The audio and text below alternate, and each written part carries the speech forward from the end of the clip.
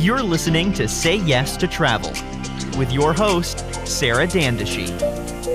Welcome back to another episode of Say Yes to Travel, where we have been talking to travel industry professionals in all different verticals of the industry as far as what's been happening over the past year and a half, what we can expect moving forward. And by the way, I'm so excited because today's guest is, you know him, first of all, but not only that, but I'm so honored and excited that I can call him my friend, and I can legit call him my friend. So without further ado, Anthony Melchiorri, he's a hospitality expert. You know him from every place, online, he's on TV. Anthony, welcome. How are you, my friend? Now I'm in my backyard. How are you? No, I love that you're in your backyard. Are you kidding me? It's great. You're always everywhere. See, we're close friends because only my close friend can call me 20 minutes before we're supposed to go live and say, hey, can you do me a favor and can you get on my podcast? And I said, absolutely. I only do that for my close friends. But I have to make an announcement. Okay, what's that? I'm going to do a new podcast. You are? And I'm challenging your podcast. It's going to be say no to travel. Okay. So you're in the travel and hospitality space and you're going to be saying no to travel. No, I just want to like. You just want to challenge me? Oh my gosh, you're crazy. You're crazy. How are you, my friend? No, so great. And you know, by the way, for everybody that is just tuning in, Anthony and I have known each other for several years. We actually connected on Instagram, and then we've connected multiple times in person. Yeah, I thought you would be a good person to do a show with, and it didn't materialize. But as soon as I saw you, I was like, oh, she'd be a good co-host. I mean, I put up a little bit of a challenge when it comes to doing a plank competition, which for the record, Anthony has beaten me now. Well, you've definitely beaten me once. Right. I don't know if I'm up for a redo. Well, I don't think you're in the 17-minute plank arena, so I don't think you should be challenging me anytime soon. No. Until you can do a 17-minute plank, because if you do a 17-minute plank, that means I got to go for a half hour. Oh gosh. By the way, when you texted me a couple weeks ago that you did a 17-minute plank, I was like, okay, this is like it's not even in the same like ballpark. Like it's it was witnessed by my trainer. So it was, which is insane. So okay, planking aside, because we could talk about all this stuff for days. Would love for you to share just, you know, if you can, a little bit of your backstory within the hospitality industry. I know obviously so many people know you now from Hotel Impossible, from all the things that you are working on, but I don't know, just like a brief summary of your life in the hospitality industry. Well, I joined the Air Force to save my life. So I joined the Air Force because I was, basically I grew up in Brooklyn, and let's just say grew up in challenging times, and joined the Air Force, saved my life. Great leaders in the Air Force. And I always wanted to go in the hotel business. And people say, well, why do you want to go in the hotel business? Because there's nothing else to do. And my mother's boyfriend said that he owned a little hotel in Florida we used to go to from time to time. And I was like, I guess I will be in the hotel business. He never once told me about it. He never once even asked me to go be on the front desk.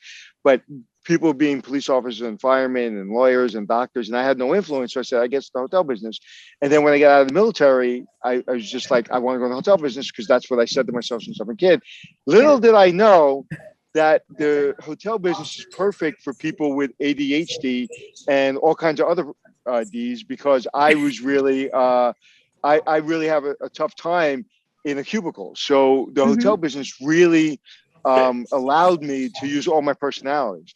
Yeah. And it's funny because my daughter now, who's in the hotel business and working at a beautiful 5-star hotel, I'm starting to see her personality, which tends to be like mine, it matches really well with the business. So I was fortunate enough to work at the Plaza, the Algonquin, the Lucerne, Nickelodeon, and was general manager. And basically I turned around hotels that people apparently couldn't turn around. So me and my teams turned them around, and I became the fixer, so to speak. And one day I just decided I was going to do a hotel show because it's easy to get a hotel show.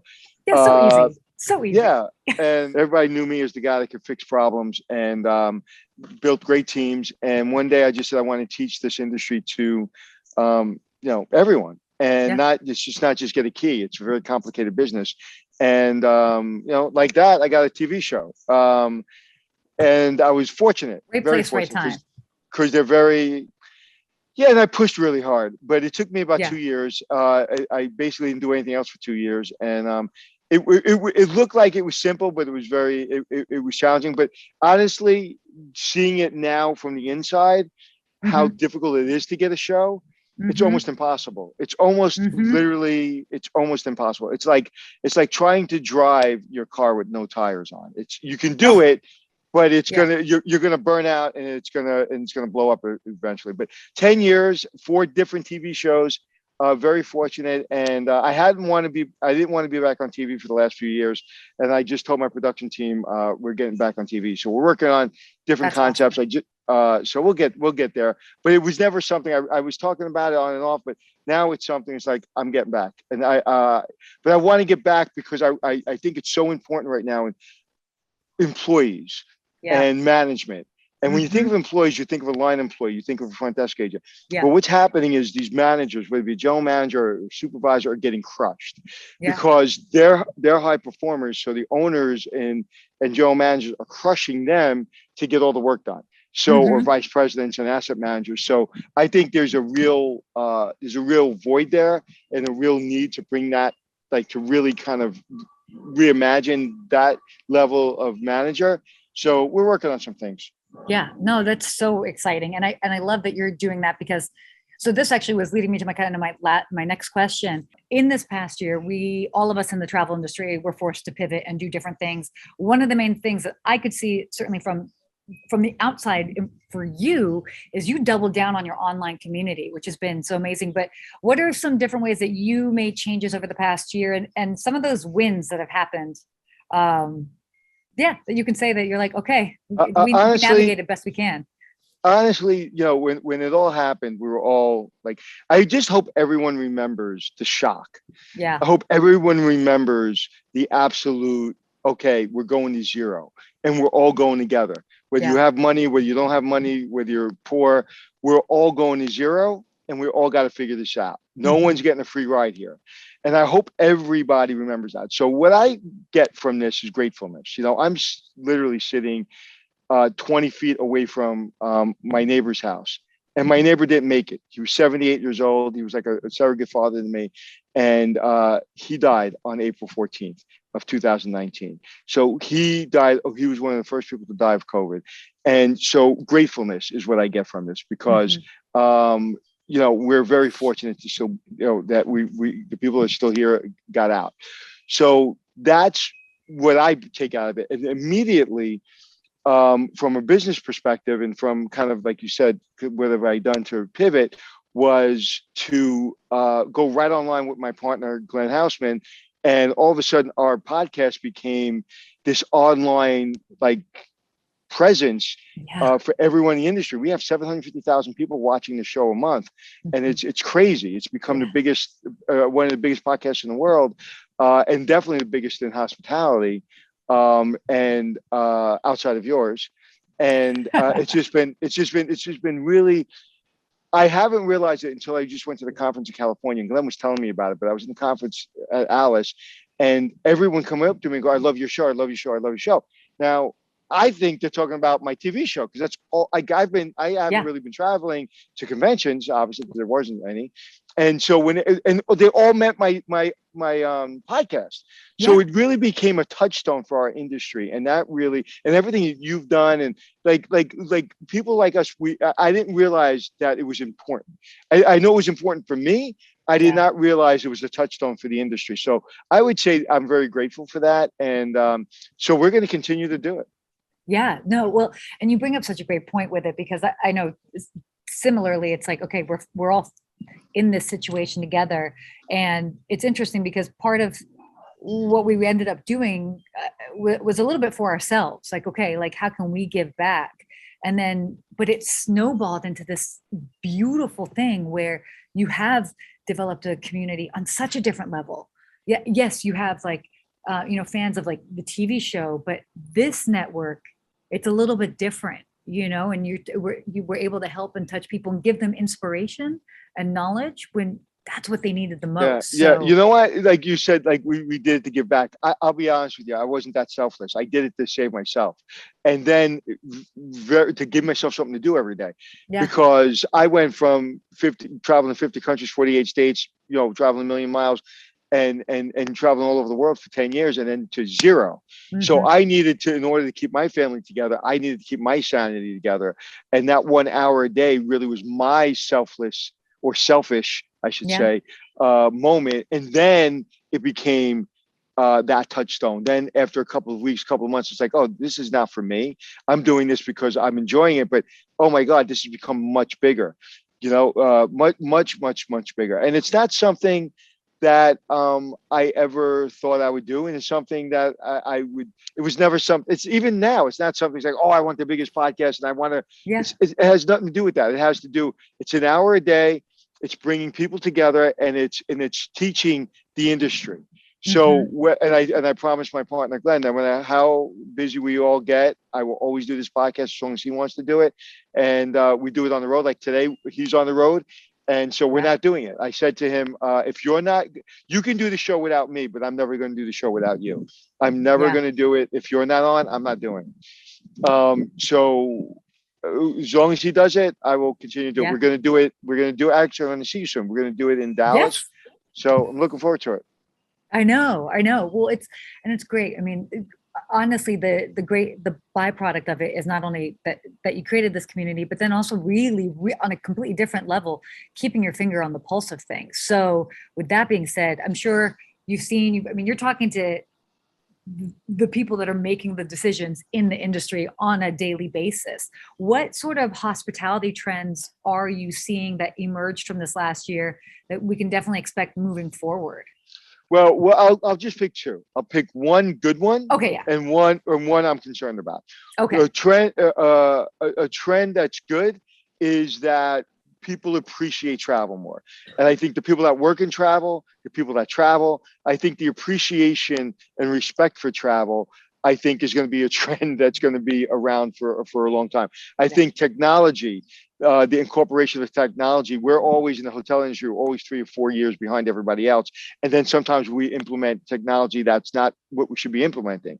I think we're getting it right. I think we're gonna use technology at a level that is probably 5 to 10 years ahead of where we would have been if it wasn't for the pandemic. So whether it be checking in, whether it be texting, a Forbes travel guide a couple of years ago, texting wasn't 5-star. Now texting, not only is 5-star, it's like that's the only way you should ever talk to me is texting. Call me or text me. And I think you know that. And so when I'm traveling, I want the same comfort. I want people to text me. So I think technology is definitely, and I think the thing that we have to be concerned about in travel is we got to appreciate the people in the service industry. We got to appreciate the housekeepers. We got to appreciate the front desk. And if that means tipping, if that means just saying thank you, if that means being more understanding, I think that, like I said, that mid-level right now, the supervisors are getting crushed, and that's going to go down to the line level. So I have a real concern about making sure that people understand this is a fun industry.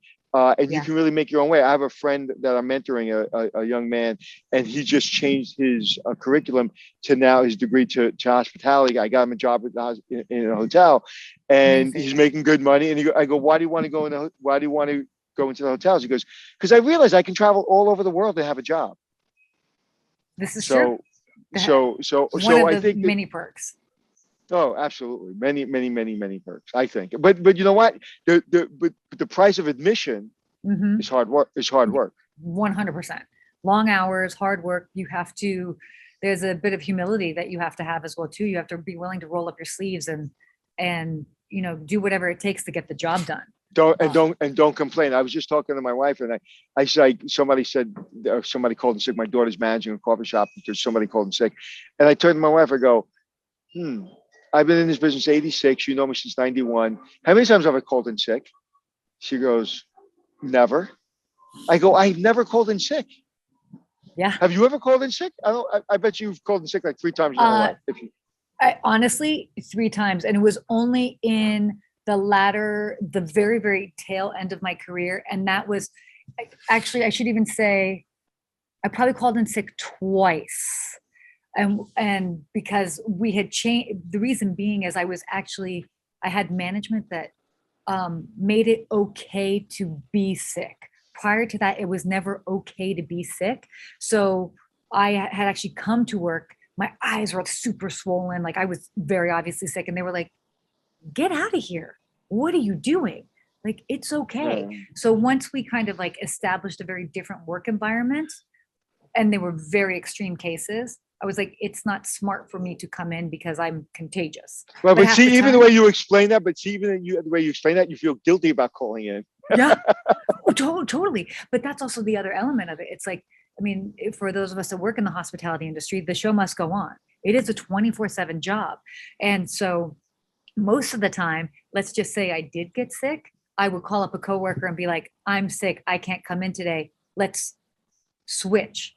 So they would come in and cover for me, and I would just work a different day that week. Right. So Yeah. Right. I basically, the example I use is a relay race in the hospitality industry. The baton is in your hand. If you drop the baton, it's your problem. You got to make sure that baton is firmly in the other person's hand, because it's 24/7. It's 24/7, 24/7. And we have people's lives in our hands. So it's not a joke. And so I've always taken it seriously since I got born into this business. And listen, I was thinking the other day, I was driving my daughter to work at her beautiful hotel in the city, because I could. It was Sunday, and I was like, I'll drive you in. So I drive her in to work, and I start getting teary-eyed. And she looks at me, she goes, now what are you crying about? I go, I just love my city. It's been so good to me. oh, This industry and this city has been so good to me. She goes, but you've taken this drive 1,000 times. I go, I will never, ever, ever be able to repay the city for what it's given me, and this industry for what it's given me. So every time I see the skyline of New York to this day, Times Square, I still get goosebumps. it's crazy that you say that, because I actually feel the same way about the West Coast, Los Angeles. Like I have these moments where, by the way, I actually joined you last week for your show, and in the morning was in downtown LA, got to chat with you on your show. And then later that day, I ended up doing a hike last minute, and I'm on the Hollywood Hills, and I'm looking, and I can see downtown where I had been earlier that morning with you. I can see where I'd worked in the past. And I was like, gosh, I just get chills, because you're just so grateful for the opportunities that this and the character that living in that city has been able to provide for you. Okay. Oh, I'm getting chills now just even talking about this. So just a couple quick things just before we wrap up. Obviously, it's been a hard year for many people. And this is a broader question, so I'm sure you can focus on one. But if you had some advice to give those that are in the hospitality industry right now that are kind of hitting a wall again, because maybe they're overworked, maybe they're exhausted, any nuggets of advice to kind of help people have a little bit of hope as they push through? This is what I do for myself. Is I take a breath, and it could be, I haven't taken vacation in 3 years, but let's imagine I early in my career, I would take a breath. I would take a week off, take my vacation, and I would think of, when I get up in the morning, what makes me run to work? If those things aren't there, I change my environment. It could be changing my career, or it could change my environment. Give you an example. I've worked for some really crappy people in my life, but I've worked for some really great people. And thank God I worked for great people early in my career. So when I got the crappy people, I know what that looked like. Yeah. And so I would just say, okay, I need to change my environment. I'm not changing what I do for a living because I love it, but I am no longer going to work there. I am going to look for another job. I'm going to put my feelers out. I'm going to get my skills up. I may have to stay in this job and deal with this person for another year, but I'm going to get a skill level that I can then go and do something else. I'm going to get promoted, even with this person I don't like. And so I would take control of my career, and I would go find an environment that's conducive to the way I need to work. And the way I need to work is, you give me all the stress in the world and get out of my way. Okay. If you tell me matter of fact, to-do list, or if it's like somebody gives me homework, I'm allergic to homework. You give me a homework, I won't do it. You know, it's true. Like even in my partnerships, I work with people, and they're like, well, we need you to do that. We need you to do that. I said, no, we're not doing that. No. This is what we're going to do. This is what I said I'm going to do. And then you're going to leave me alone. And if I don't do it, I'll give you your money back. And so I am very much a person that just give me everything you want me to do and get out of my way. So I would choose the environments I'm comfortable in. And people say, well, you're fortunate enough to be able to do that. No, I'm talking early in my career. You know, and I probably talked to you about it, where a couple of times I told after I got a job and handed my resume, that was my way of telling them to go bye-bye when they wanted me to stay, and they re-offered me, and I'm like, no, I'm good. I'm leaving, whatever. So we have to just, like, you can't change a toxic work environment Yeah. unless you're the owner or you're, you have the power to do that. So I always tell mid-level managers or even general managers, like, if you can't change that, then you need to change the environment by leaving. So that's what that I do. And also, live in gratefulness, man. Live that you even have a job. Live that you have 2 feet. Live that you're allowed to get up in the morning and breathe. Live like every moment. I live in gratefulness because I can die tomorrow, and we all can, and we can have a pandemic tomorrow. And Yeah. so those are the 2 things: change your environment if it's not conducive to what you like, and be grateful. I think Be grateful. I'm grateful that car horn stopped. Yeah. Did you hear it? Did you hear it? I could barely hear it. Okay, But I think we'll be able to hear it. That play mark. But no, this is amazing, and it's all great, great advice. So just to wrap things up, any exciting things that you are working on that you can share that we should keep our eyes peeled for in the future? It's interesting you say that. I am at a cold stop right now. I'm at a cold stop, and I'm working on lots of things. Yeah. But I'm reevaluating my priorities. Yeah. And so right now, although it's going a million miles an hour, I'm a cold stop in talking about anything right now because I'm about to switch some priorities. I just told you, I haven't had the need or want to go on a TV show in a long time. And all of a sudden I have the desire I think it's the first time in my 56 years on this earth that I think I have something to say that's important, that I have a perspective that I think will help.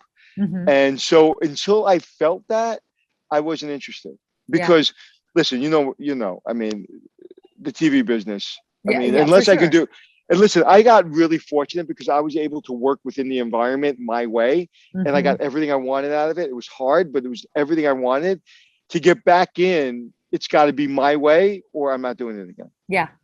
Well, that's fair. But what I love, by the way, that you just said that you are at this point of this full stop and you're reevaluating, because I think all too often, for people outside looking in, oh, he knows the trajectory, it's happening, this is what's going on. And I think it's really important that all of us, whatever level we're at, wherever we are in our lives, that we get to these points where we do need to stop and reevaluate. So I love that you were just so forthcoming with that. Yeah. It's human. And personally, I have to have myself a mental health check saying, I just went through, forget about what everybody went through it, right? So I've been so focused on everybody else going through it that I'm like, oh, I also went through it. I also got my family through it. I got, my business through it. So how am I doing? I don't know, Anthony. Why don't you take a full stop and figure it out? Right. So I'm at a point where it's like, I just need to appreciate me and appreciate the gratefulness that I feel every day. And if there's 1 ounce that's on my schedule that I don't want to do, it's done. It's gone. And I haven't figured that out yet because I kind of enjoy everything. So I got to make sure that I take my 5 priorities and make them 3. Because you can, like, as Randy Zuckerberg once said with her book, you can only do 3 things well. Yep. No, it's so true. But talking about books. Yeah, talking about books. I know my book is going to be coming out shortly. I'm literally waiting for them to send me everything so I can get a date. So I have a feeling the date is actually going to be at some point in August. So fingers crossed. You wrote the foreword, so graciously gave me your time for that. So I'm excited to get it out there because there's so many golden nuggets in it. But I've never given you advice because you don't need any. When your book comes out, I am going to be a pain in your butt because I'm going to shop that thing like it's my own. Because I really think people really need to hear it and see it and feel it. And it's everything. Like when I called you, and I know you don't like talking about it until it's out, but when I called you, it's like everything that I think of is in that book. Like, but I think of unconsciously, and I don't know how to put that in the book. You put everything that I do for a living in a book, and it's the first time I've seen it, and it's an easy book to read. It's not an 800-pound book, and I just can't wait till it comes out. I really can't. No, I know. I can't wait to either because it'll be really exciting. So you just being so supportive in that way, means the world. It means the world. So, my gosh, Anthony, with that, thank you so much for joining me today. And yes, for the record, I did text him like 2 hours ago to be like, hey, you want to join me on this podcast? So that just goes to show you the friendship runs deep. I love it. I appreciate it so much. But we'll be sure to share all the details on where can people connect with you, by the way? At Anthony Hotels, everywhere you want to be on the internet. Love that. Nice and simple. And with the help of my friend Sarah, I'm going to be on Today Show next week. So Monday at 10 o'clock, I'll be on the Today Show. That's perfect. Exactly. Yeah, we'll definitely make sure that all the details are shared there. Be sure to find and follow Anthony online. He's doing so many incredible things, and stay posted to see what else he might be doing, maybe in the TV world. We'll see. Fingers crossed. But Anthony, thank you so much for joining. So appreciate it. And for everybody that's tuning in, thank you as well. And don't forget to say yes to travel.